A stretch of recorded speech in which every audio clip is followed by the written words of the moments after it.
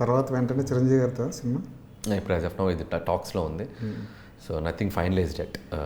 ఏం చేయాలి ఏంటనేది జరుగుతుంది. సో మోస్ట్లీ సూన్, అతి త్వరలో డీటెయిల్స్. ఈరోజే కలిసినట్టున్నారు చిరంజీవి గారు. జస్ట్ మార్నింగ్ వచ్చిన మీటింగ్ అయింది. అదే సబ్జెక్టు ఏంటి, ఎట్లా వెళ్ళాలి ఏంటి అనేది ప్రాసెస్, ఆయన ఇన్పుట్స్ తీసుకుంటూ ఎట్లా. తమిళ నుంచి ఏమైనా ఆఫర్ వచ్చింది? తమిళ నుంచి అంటే ఆఫర్ ఏమంటే మీరు అనేది దేని గురించి? భగవంత్ కేసరి రీమేక్ చేస్తున్నాం అడిగినప్పుడు అంటే అది అఫీషియల్గా చెప్పేశారా రీమేక్ అయిందని? కాదు, మిమ్మల్ని అడిగినట్టున్నారు. అది అఫీషియల్గా అనౌన్స్ చేశారు వాళ్ళు. మేము అనుకుంటున్నాం. నేను చేయకూడదు కదా అది. దానికి సంబంధించిన డీటెయిల్ ఏది నేను చెప్పకూడదు. బట్ సంథింగ్ బ్యాక్గ్రౌండ్లో కొన్ని జరిగాయి. But I don't want to disclose those things. ఎందుకంటే వాళ్ళు ఇంకా సినిమా మేకింగ్లో ఉన్నారు. వాళ్ళు అఫీషియల్గా అనౌన్స్ చేస్తే కానీ నేను ఏదైనా చెప్పగలను. సో భగవంత్ కేసరి రీమేక్ అనేది జరుగుతుందని వింటున్నాను నేను కూడా. బట్ అది నాకు కొంత తెలుసు, బట్ అది నేనేమి చెప్పలేను.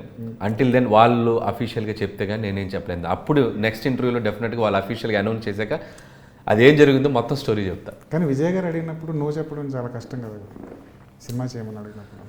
నో కాదు అది. నో అంటే అదే ఇప్పుడు చెప్తాను. ఇప్పుడు దాని గురించి నేను మాట్లాడలేను. So I don't want to talk about that. Because ఎందుకంటే భగవంత్ కేసరి అనేది అఫీషియల్ రీమేక్ అనేది వాళ్ళు చెప్పి రిలీజ్ అయ్యే టైంకి డెఫినెట్గా విజయ్ గారితో నేను మీట్ అయిన మాట వాస్తవం. ఎందుకంటే నేను వారీసుకి నేను వర్క్ చేశాను. ఒక 1 or 2 సీన్స్ రాశాను వంశీపట్టిపల్లి గారి సినిమాకి. ఏదో ఒక 2 సీక్వెన్స్ సిట్టింగ్స్ కూర్చున్నాను నేను. అప్పుడు నేను షూటింగ్ స్పాట్కి వెళ్ళినప్పుడు విజయ్ గారితో కలిశాను నేను.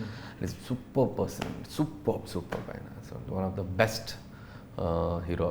ఆయన్ని చాలా బాగా మాట్లాడతారు, చాలా వెరీ గ్రౌండెడ్. ఆ తర్వాత భగవంత్ కేసరి గురించి కొన్ని చర్చలు జరిగిన మాట వాస్తవమే. బట్ అవేంటి అనేది ఇప్పుడు నేను చెప్పలేను. అంటిల్ వాళ్ళు ఆ సినిమా అఫీషియల్గా బయటకు వస్తే కానీ నేను చెప్పలేను.